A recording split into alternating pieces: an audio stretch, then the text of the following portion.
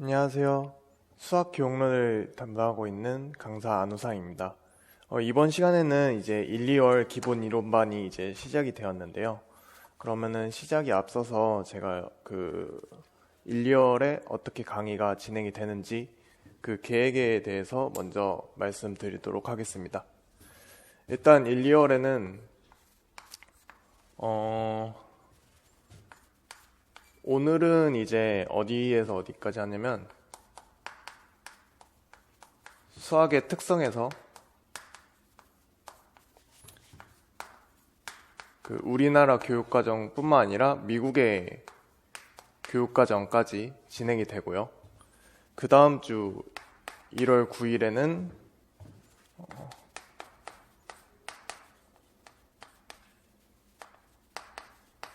수리 철학에 대해서 다뤄볼 거예요. 그 다음에 1월 16일에는 수학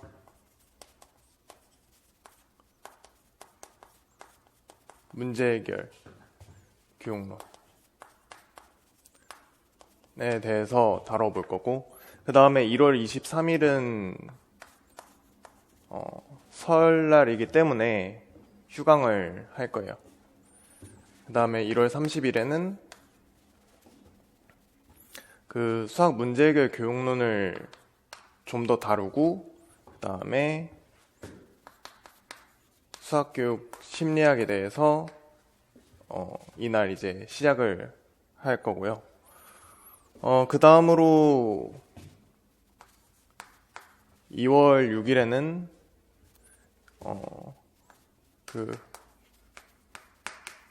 수학교육 심리학에 대해서 제대로 다뤄볼 예정이고, 그 다음에 2월 13일에는 그 심리학이 만약에 이 2월 6일에 다 끝나지 않았다면 이때 심리학을 좀 더 해서 마무리하고, 그 다음에 프로이덴탈에 대해서 다뤄볼 예정이에요. 그 다음에 2월 20일에는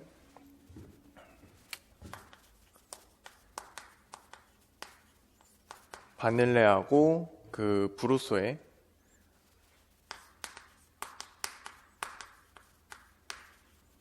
교사학적 상황론에 대해서 다뤄볼 거고, 이제 마지막 2월 27일에는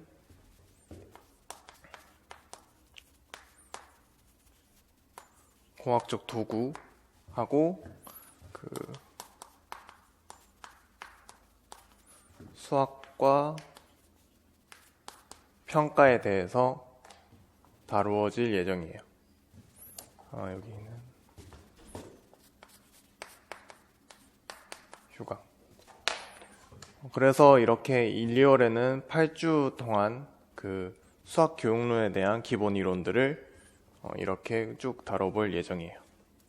그럼 오늘은 이제 수학의 특성과 그 목적, 그리고 발달 과정이 어떻게 되었는지, 그 다음에 우리나라 교육과정이 어떻게 이루어졌는지와 그 다음에 미국의 교육과정이라고 할 수 있는 NCTM 2000에 대해서 배워보도록 하겠습니다. 먼저 저희가 이제 배우는 학문은 수학 교육론인데요.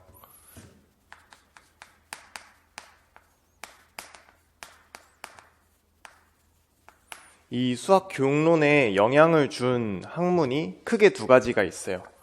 크게 두 가지로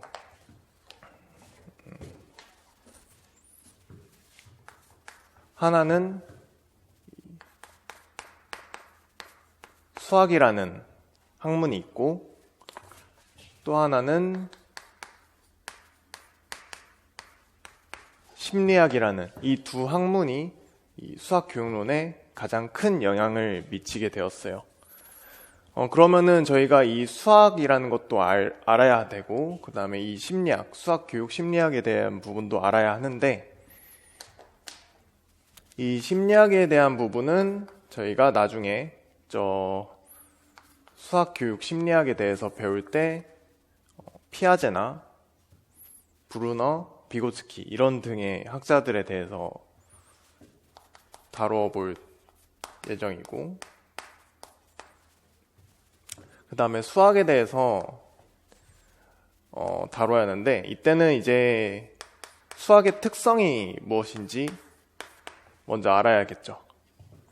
그래서 수학의 특성에 대해서 살펴보면은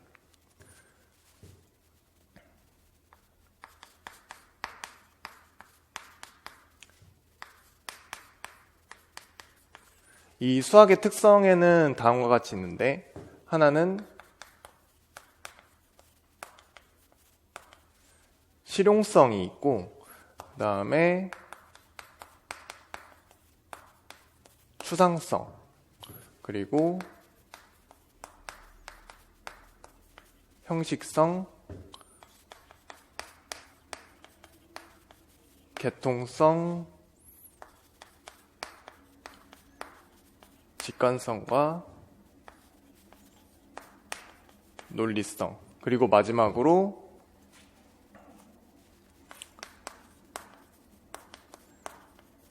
일반성과 특수성, 이렇게 이렇게 수학의 특성이 있는데, 그럼 실용성이 뭐고 추상성이 뭐고 형식성이 뭐고 이 수학의 특성에 대해서 한번 구체적으로 다뤄보도록 할게요. 일단 첫 번째로 실용성인데, 이 실용성이라는 거는 간단하게 얘기하면 수학이 현실에 쓸모 있다는 것을 의미하는 것이고, 결국 이것은 현실에 응용하는 것을 의미합니다. 그렇게 해서 그 표에 예시가 있죠. 표 1-1-1에 보시면 예시로서 그 삼각비의 활용을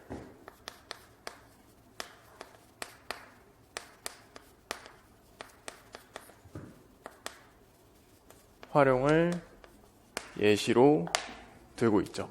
그 실제 측정하기 어려운 그 거리를 삼각비를 활용해서 계산을 할 수가 있고, 그 다음에 두 번째로는 추상성이 있었는데, 이 추상성이라는 것은 수학의 개념이 어떤 과정을 거쳐서 형성이 되냐면 추상화 과정을 거쳐서 이 수학의 개념이 형성된다라는 것이 추상성이라는 특성이에요. 그렇게 했을 때, 그럼 이 추상화 과정이 어떻게 이루어지냐라는 게 문제인데, 이 추상화 과정은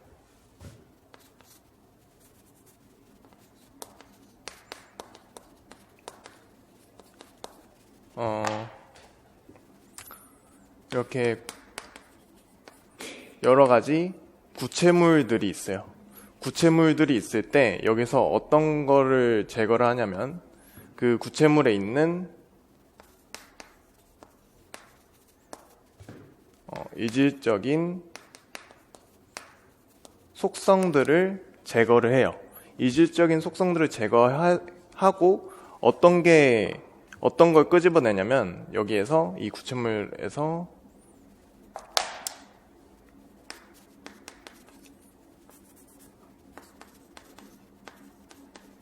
동질적인 속성을 끄집어내는 것이 이제 추상화 과정이 되는 거죠. 그래서 예를 들어서 거기 보시면 추상화의 예로 거기 구체물로 책과 칠판, 액자 등이 있죠. 이러한 구체물에서 이질적인 속성들을 다 제거를 해요.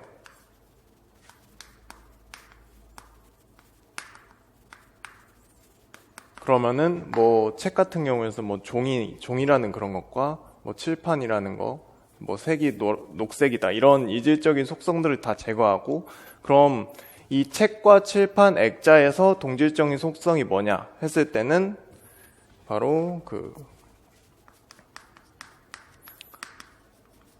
사각형이라는 이 동질적인 속성, 즉 수학적 개념을 이렇게 형성을 할 수가 있다는 의미가 되는 거죠. 그래서 이런 부분이 추상성이고, 그 다음 세 번째로 형식성이 있는데,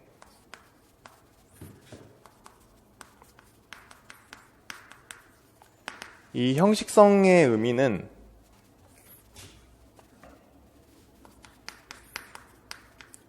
수학이 어떤 언어로 표현되냐면 형식 언어로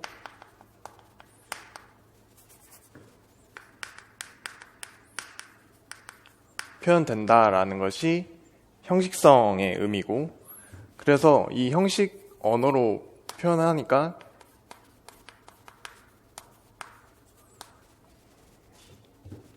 의사소통을 위해서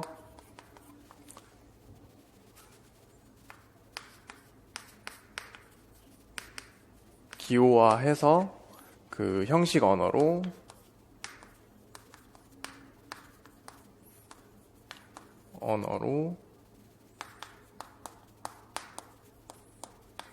표현한다 라는 것이 이제 수학의 형식성이 되겠습니다. 그래서 그 예시로는 그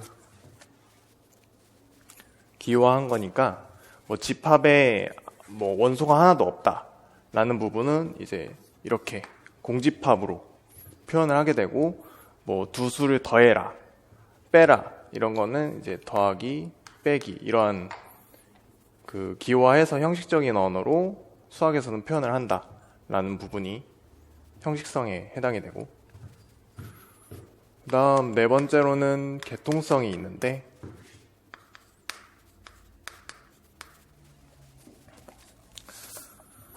개통성이라는 거는 수학이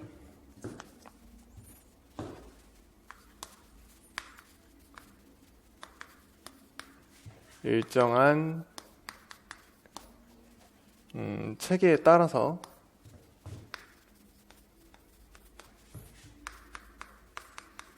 구성이 된다는 것이 개통성이에요. 그래서 그 개통성은 여러분도 익히 들었겠지만, 그 예를 들어서 한번 설명을 해본다면, 저희가 이제 중학교 때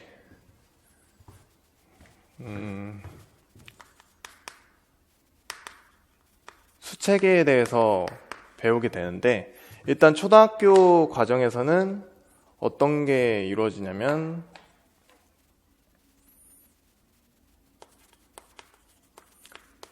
자연수를 먼저 배우죠. 초등학교는 자연수를 배우고, 그 다음에 중학교 때 그 음수를 도입하면서 저희가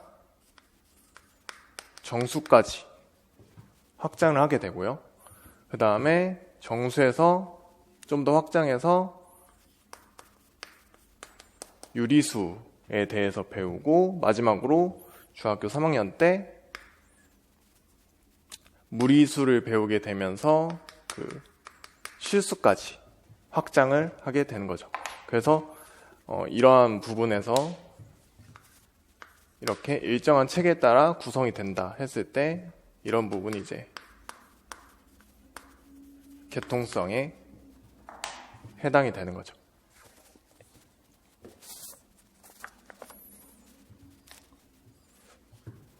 여기도 나오나요? 여기도 써도 되나요?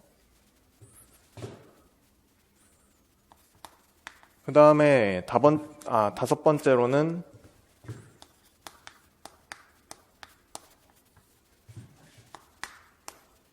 직관성과 논리성이 있어요. 직관성이라는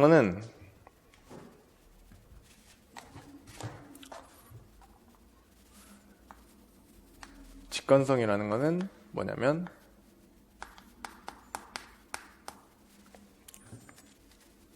수학을 발견하는 것이 이제 직관성에 해당이 되고요. 논리성이라는 거는 이 발견한 이 수학을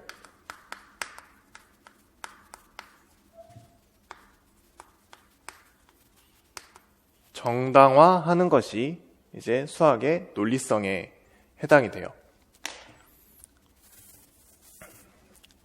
그래서 저희가 이런 정당화에 대해서는 2015 개정교육과정에서 그 구체적인 정당화 방법들이 등장을 하죠.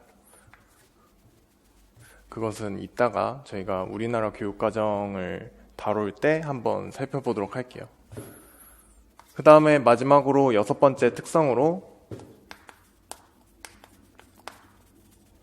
일반성과 특수성이 있어요. 일반성과 특수성이 뭐냐면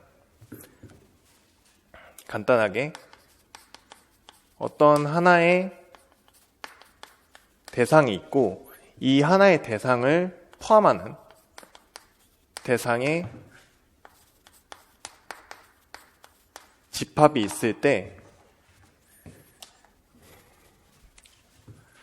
이 하나의 대상으로부터 이 대상이 포함된 집합으로 가는 것을 저희가 일반성이라고 하고, 이 대상의 집합에서 하나의 대상으로 가는 것을 저희는 특수성이라고 해요.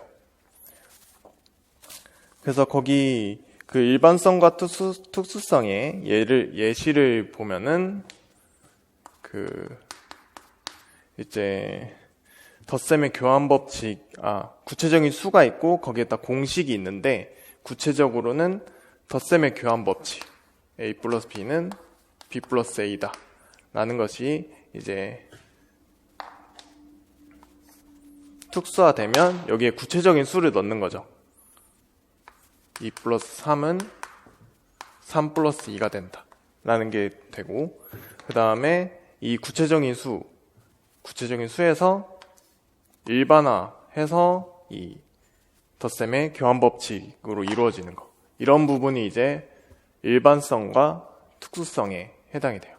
그래서 저희가 수학의 특성으로 이 6가지들을 알아봤죠. 실용성, 추상성, 형식성, 계통성, 그 다음에 직관성과 논리성, 마지막으로 일반성과 특수성에 대해서, 이 수학의 특성에 대해서 알아봤죠. 그 다음으로 이제 저희가 알아볼 부분은, 그럼 수학 교육을 왜 하냐? 그러니까 수학 교육의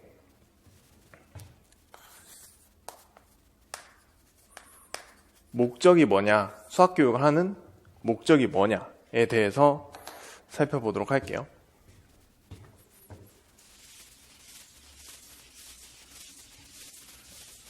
그리고 이 계획에 대해서는 일단 제가 이렇게 세웠는데, 물론 하다 보면 약간의 변동사항은 있을 수 있겠지만 최대한 맞춰보도록 노력은 해볼게요.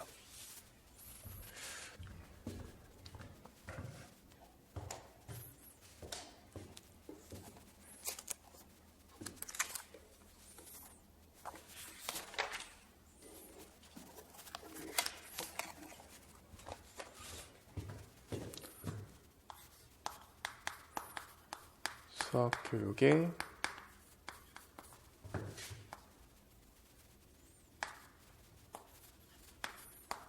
목적. 이 수학 교육의 목적에 대해서는 크게 3가지가 있어요.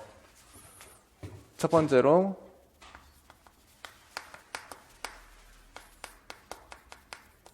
정신 도야성이 있고, 두 번째로는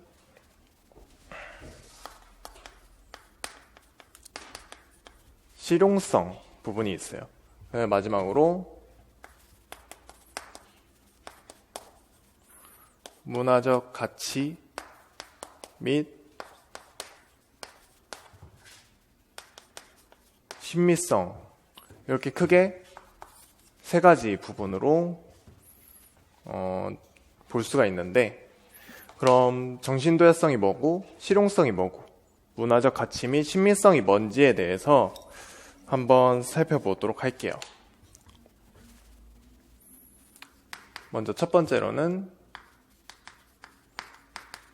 정신 도야성이 있어요. 이 정신 도야성은 뭐랑 유사하냐면, 저희가 교육학에서 전이 이론 중에서 형식 도야설이랑 유사해요. 그래서 보시면은 정신 도야성은 이 정신 능력에 대해서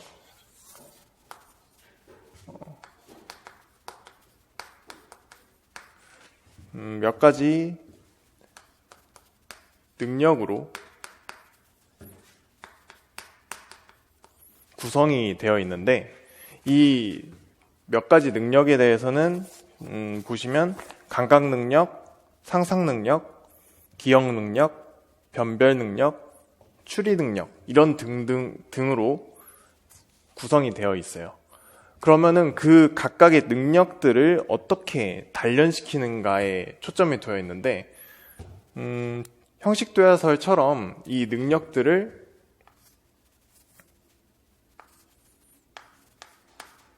근육을 단련시키듯이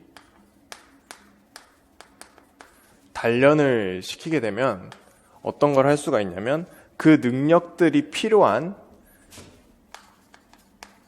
여러 가지 문제를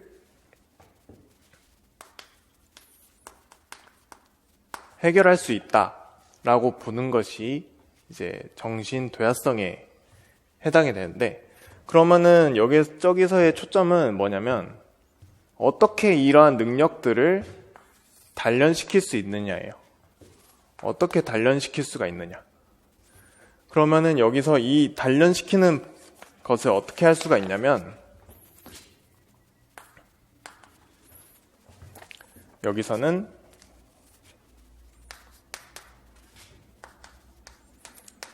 수학적 추론 과정을 통해서 이러한 능력들을 단련시킬 수 있다라고 보는 거죠. 그러면은 이 수학적 추론 과정에 어떤 요소들이 있냐 했을 때, 여기에는 엄밀성과 간결성, 그리고 논리성과 그다음에 일반성, 이렇게 네 가지 요소들이 이 수학적 추론 과정에 있고, 이런 수학적 추론 과정을 통해서 우리가 이러한 능력을 단련시킬 수가 있으니까 어떻게 하냐면, 수학 교육을 통해서 이러한 정신도약성의 목적을 달성할 수 있다라고 보는 거죠. 그러면 이 수학적 추론 과정에 있는 이 요소들에 대해서 간단하게만 설명을 해본다면,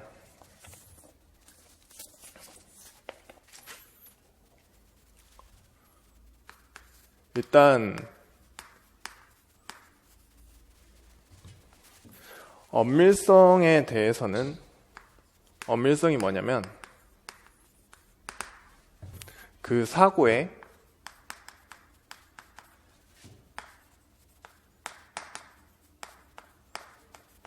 정확성을 의미하는 것이 엄밀성이에요. 그래서 이러한 엄밀성을 통해서 엄밀성을 단련을 시키면은 저희가 일반적인 사고에도 수학적 엄밀성을 적용할 수 있다 라고 보고 있는 거고, 그 다음에 두 번째 요소로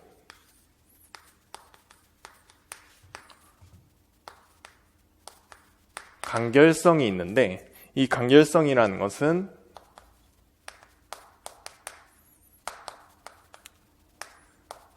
최소한의 언어로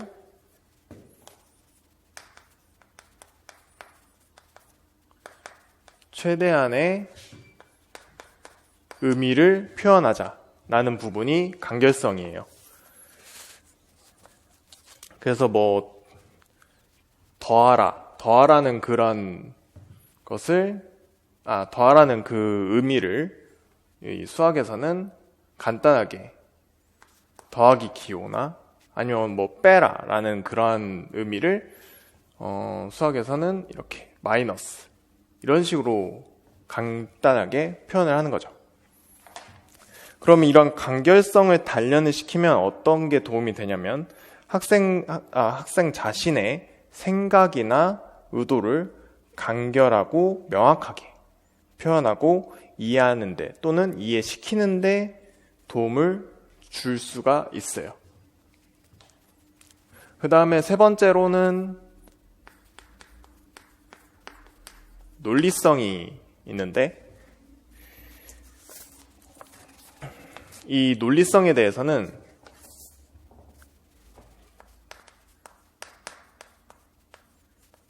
객관적 검증의 과정에서 확인을 해볼 수가 있어요. 이 객관적 검증의 과정은 예를 들면은 저희가 증명 과정에서 이 증명이 논리적으로 맞냐 틀리냐 라고 했을 때 이 증명에서 뭔가 발레라든지 아니면 모순 이런 부분을 찾아내는 거죠. 만약 이런 부분이 없다 하면은 논리적으로 말이 되는구나 라는 부분이 이제 논리성에 해당이 되는 건데, 이러한 논리성을 단련함으로써 저희가 일반적인 문제 상황에서도 이러한 부분은 요구가 되는 것이고 이 수학적 추론 과정을 통해서 얻을 수 있는 부분이긴 하죠. 마지막으로 네 번째가 일반성인데,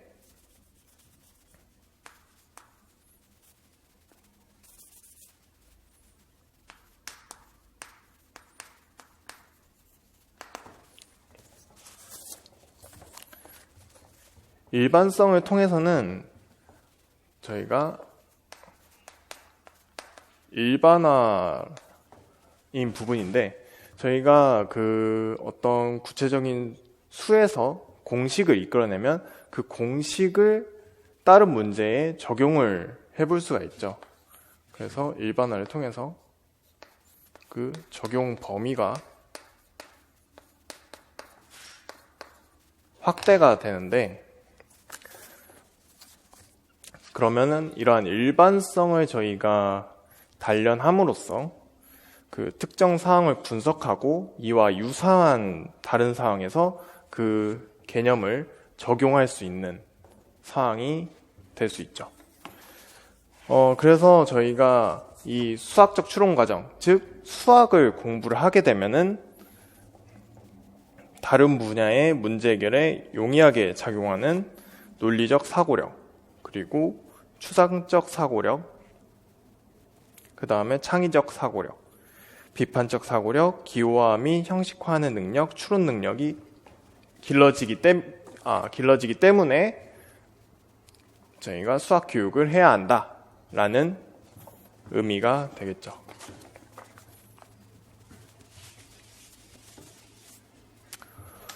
그 다음 두 번째 목적으로는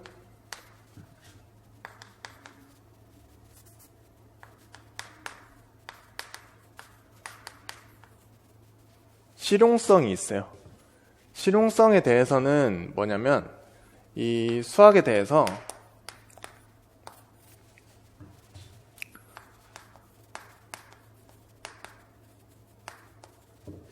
실생활 문제를 해결을 할 수가 있고 뿐만 아니라 다른 학문 내용 이해에도 도움이 된다라는 부분이 이제 이 실용성에 해당이 되죠. 그 다음에 마지막 그 목적으로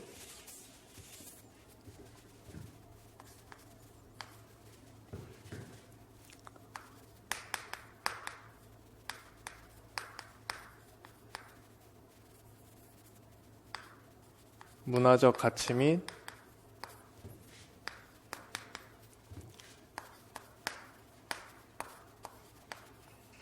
신미성이 있는데 이 부분은 뭐냐면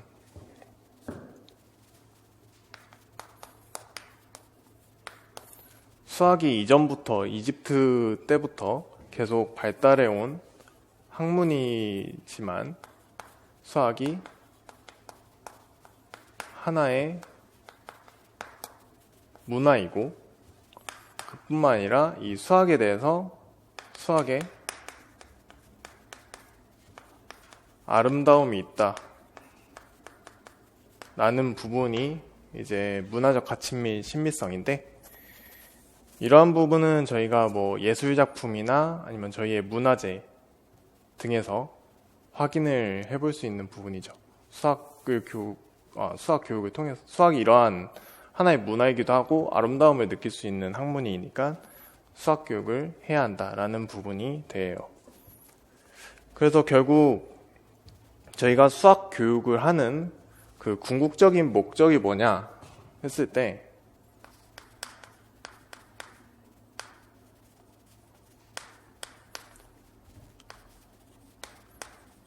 목적은 뭐냐면 학생들의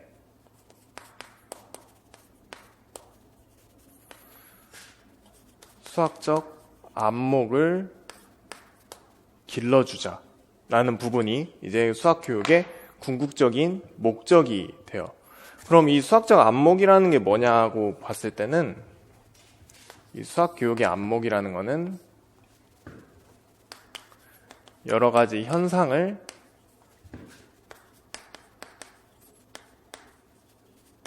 수학적으로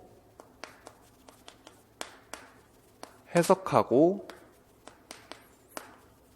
분석하는 시각을 수학적 안목이라 하고 이제 수학 교육을 통해서 저희가 학생들에게 이러한 수학적 안목을 길러줄 수가 있다라는 부분이 이제 수학 교육에서의 궁극적인 목적이라고 할 수가 있어요.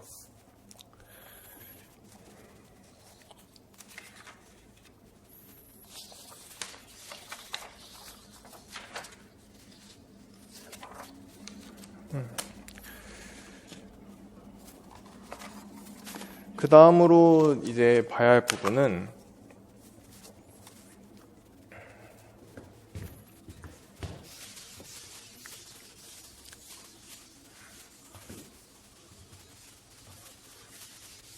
수학 교육의 발달에 대해서 한번 봐야 하는데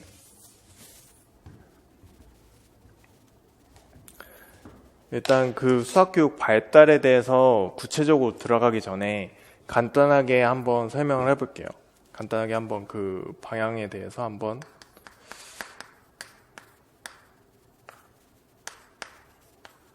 수학교육 발달 과정. 일단 수학교육의 발달은 그 산업혁명을 전후로 나누어지게 되는데 일단 먼저 산업혁명 이전에는 귀족 중심의 수학 교육이 이루어졌어요. 이 당시 수학은 그저 그 소수 특권층에 대한 엘리트 교양 학문에 불과했고, 그리고 이때 유클리드 원론이 주를 이루었는데, 이러한 유클리드 원론은 대학 입학 시험의 그 하나로 이루어지고 있었죠. 근데 여기서 뭐가 일어나냐면, 그 19세기에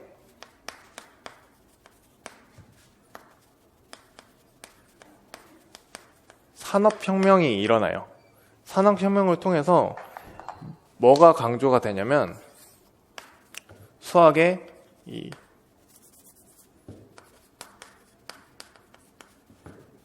실용성이 강조가 되죠. 수학의 실용성이 강조가 돼서 어떤 게 등장하냐면, 수학 교육에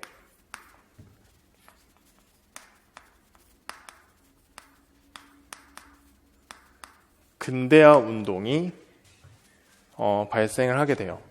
그래서 이 수학 교육의 근대화 운동의 대표적인 학자 3명이 있죠. 대표적인 학자 3명으로 영국의 페리, 그리고 그 독일의 클라인, 그다음에 미국의 무어가 있죠. 그래서 특히 이 무어는 그 실험시법 도입을 주장을 했고, 그 다음에 클라인 같은 경우에는 함수 개념 함양과 공간 관찰력의 함양을 강조를 했어요. 그 다음에 김나지움 거기에서 메랑 교육 과정을 해가지고 그 메랑 교육 과정을 따른 교과서에서 함수 개념을 처음으로 도입을 하게 되었죠. 근데 이때 이 그러니까 근대 운동에서 이 수학의 실용적인 측면을 강조한 부분은 좋았는데, 약간의 문제가 생겼죠. 그 논리를 너무 무시하는 경향이 생겼었어요. 그래서 이제 그 다음으로 등장을 한 게, 이 당시 이제 어떤 움직임이 있었냐면, 일단 그 소련이 미국보다 그 인공위성을 먼저 쏘게 되죠. 소련의 인공위성. 그래서 이거를 이제 스푸트니크 충격으로 이제 미국이 충격을 받게 되고, 그 다음에 근대화 운동과는 다르게 수학의 그 양적 질적 발전이 이루어지게 되었고, 뿐만 아니라 그 수학의 응용 범위가 확장이 되었어요. 그 과학 기술도 발달이 되었고, 그에 맞게 어떻게 하면 좋을까 했을 때 그로부터 등장을 한 게 수학 교육의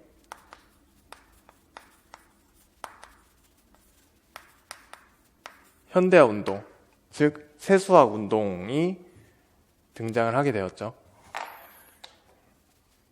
그래서 이 수학 교육의 현대화 운동에서는 그 어떤 움직임이냐면,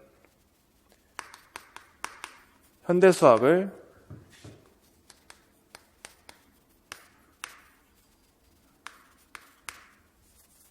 조기에 도입하자라는 부분이 주장이 되었고, 그 다음에 논리적 엄밀성이 강조가 되었어요. 그리고 대수적 구조가 강조가 되었죠. 그래서 이 수학교육의 현대 운동은 우리나라의 몇 차 교육과정에 영향을 주게 되냐면 3차 교육과정에 영향을 주게 되었어요.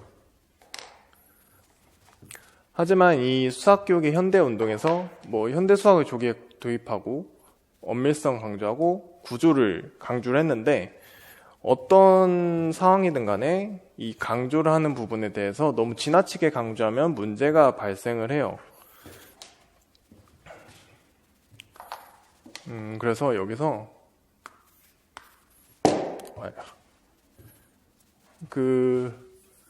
학생의 수준에 비해서 너무 조급한 형식화, 추상화가 이루어졌다는 비판이 나타났고, 그리고 논리적 엄밀성, 그리고 연역적 추론을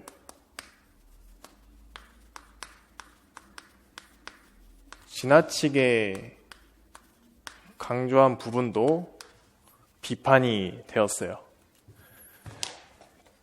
그래서 이 수학교육 현대운동의 반성으로 어떤 운동이 나타나면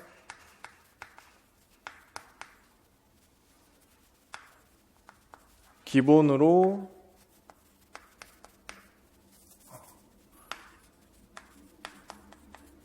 돌아가기 운동이 등장을 하게 되었고, 이 기본으로 돌아가기 운동에서는 수학에 뭘 찾냐면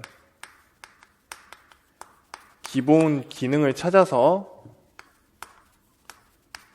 교재로 재구성하자라는 부분이 등장을 하게 되었고 주장이 이루어졌고,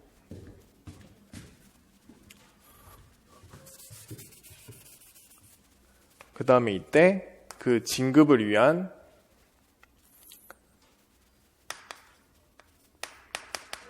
최소 학력 기준이